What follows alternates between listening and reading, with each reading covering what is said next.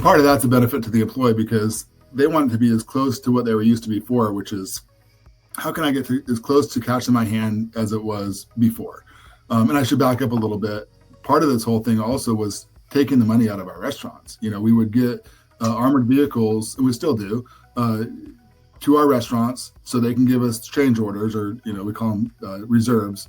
And in turn, we were just paying those tips out to the employees. So going back to that downtown restaurant we have over 300 employees at that one property. And so at the end of the night, we're doing literally thousands of dollars worth of paid outs for the servers to walk out onto the streets of downtown with cash in hand. So more of a liability side of us that we were looking at as well. And we were able to drop our reserves down to, by 75% because we're not having as much money in-house. We're just using it to build bar doors and give change to our guests. But with that, we want to make sure that our servers and staff can get money as quick as they can.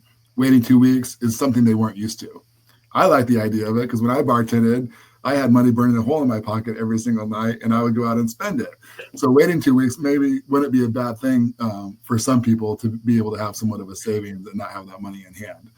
With that being said, having the earned tip access where we could make sure all of our clock-ins and clock-outs were accurate. That's the biggest thing, making sure everyone's job codes were accurate from the night before, and then be able to push out tips to those employees who worked the previous shift or 2 shifts prior, whatever it might be, and get them that money in hand as soon as we could. So that was a big benefit for everyone, right? So they appreciate it.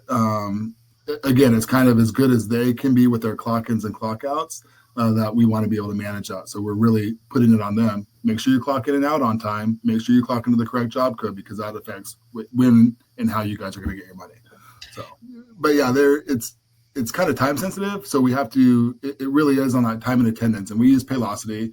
It's a platform we switched over to almost around the same time we started using you a couple of years ago.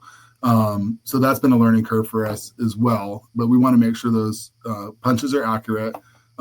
Anyone who has earned tip access, they're paid, they're done with. And then anyone who doesn't have that, we will get that onto their paycheck. And it's, from what I understand, the integration was pretty seamless.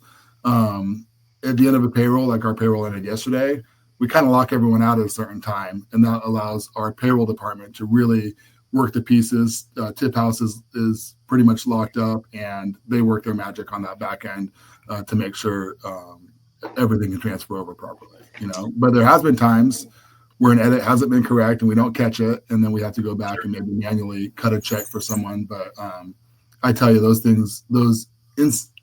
incidents have been few and far between over the last, let's say, year or so.